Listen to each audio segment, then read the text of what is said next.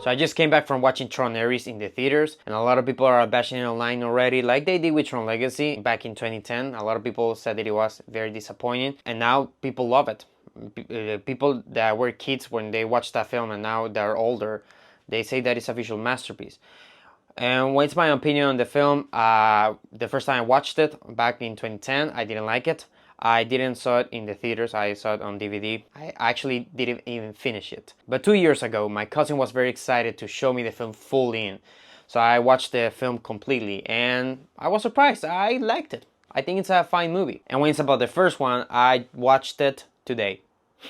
I watched it a few hours before watching Tron. And so yeah, the first one is still very fresh in my mind. I thought it was okay. It's not as good as Tron Legacy, I think, when it's about story and characters. Not that much. And I think that's the biggest issue when it's about the Tron franchise. The second one, although it has better characters and better story, it's nothing to write home about. You know, the visuals and score are what stand out about that film. So, what about Ares? Let's start with positives. Jared Leto is actually very good in this movie. Surprise, surprise. It's been a while since he has been good in a movie. He's actually kind of badass here. I liked his character a lot. He's easily the best character in the entire movie. I also like Greta Lee and her character, Eve. It took me a while for the character to grow on me. Because at first I was like, and then she was like, okay. The visuals are amazing. The action sequences, I think they top Tron Legacy. I gotta be honest.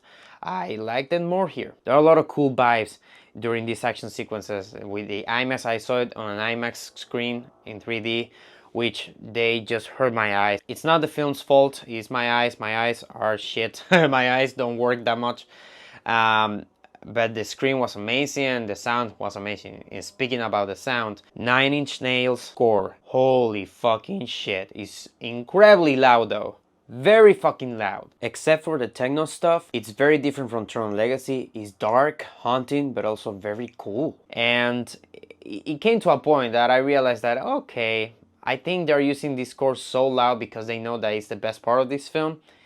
I start to feel that the film relied on the score way too much to make you feel something, but it's incredible. Amazing score. Once again, we have yet another Tron movie with an amazing score. Is it as good as Daft Punk's score? I don't think so, and I think the biggest reason is that it does feel a little bit repetitive. The score of Ares, Daft Punk's score is just one of the best scores in cinema history. But yeah, this film is not great when it's about writing. The writing is once again the biggest issue of this film, like the previous Tron movies. The rest of the characters are kind of like, there's a character called Athena, okay. But once again, we have another corporate asshole as a villain who just wants power. And Evan Peters, poor Evan Peters and Gillian Anderson, who is his mom in this movie, they're doing everything in their power to give great performances, but I just didn't care. I'm just tired. We are in 2025. Why are we still getting these characters? I don't get it. I don't like them. There's a lot of exposition dialogue here also that bothered me. I was like, yeah, I mean, I'm not dumb. I understand. There's a great line though. A great line about permanency. You're gonna know what I'm talking about when you watch the movie, and I thought it was very thoughtful. You know, I was like, oh, okay, that actually makes me think a lot. But then later on in the movie, a character over-explains the meaning of that line, and it's like, I really didn't need that. I'm not dumb. I'm not fucking dumb. There are also some moments that people are gonna say that are very stupid, and they're gonna mock this film with those moments. But it came to a point that I was just like, you need a lot of talent to have a movie that looks this good with this amazing score that I'm not gonna waste my time thinking about those stupid moments. When it's about the Tron Legacy fans, I'm actually very excited to know what they are gonna think about this movie, because there's some cool things about the continuity with that movie that people are gonna like, especially towards the end. But there's also some things from the beginning that probably you're gonna be bothered by it. And it's basically that, if you have seen the trailers, the character Sam, the protagonist of Legacy, is not in this film. And the reason is vaguely explained. It's a quick line and you're like, that doesn't explain anything. What happened to that character? I don't know if you're gonna see him in the future or something, but yeah, I want to know exactly why that character is not here.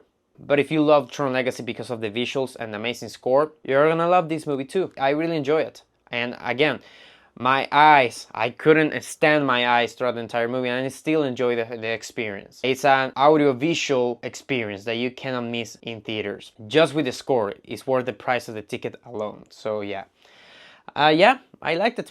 What can I tell you? I like Jared Leto. I like the action sequences. They were a lot of fun. The visuals were really cool. The CGI, great. There's actually more practical stuff going on here. So yeah, this movie delivered a lot when it's about the technical aspects. When it's about the storytelling, the characters, not that much. But yeah, it's the same story as all Tron movies. So again, is that basically I felt the exact same thing I felt when I watched Tron Legacy 2 years ago.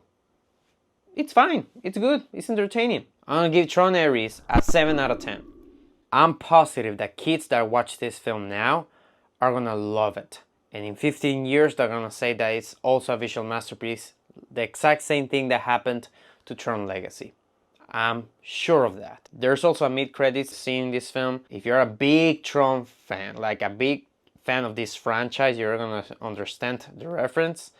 I'm not a huge fan, but because I just watched the first Tron movie, it's fresh in my mind and I understood that reference, so yeah.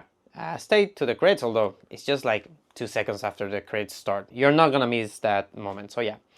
Guys, we're gonna continue the Batman reviews. We're still have to go with Dark Knight. I already recorded a video, but it probably will be the longest video I've ever made. To give you an idea, I normally take like an hour to record a video, like a review of 9 minutes. It took me 3 hours to record the Dark Knight video, the Dark Knight analysis and review. And I'm sure it will be longer than at least 25 minutes. So yeah, I cannot wait to talk about that movie. We're gonna have so much fun talking about that film. So guys, as always, thank you for watching and take care of your time.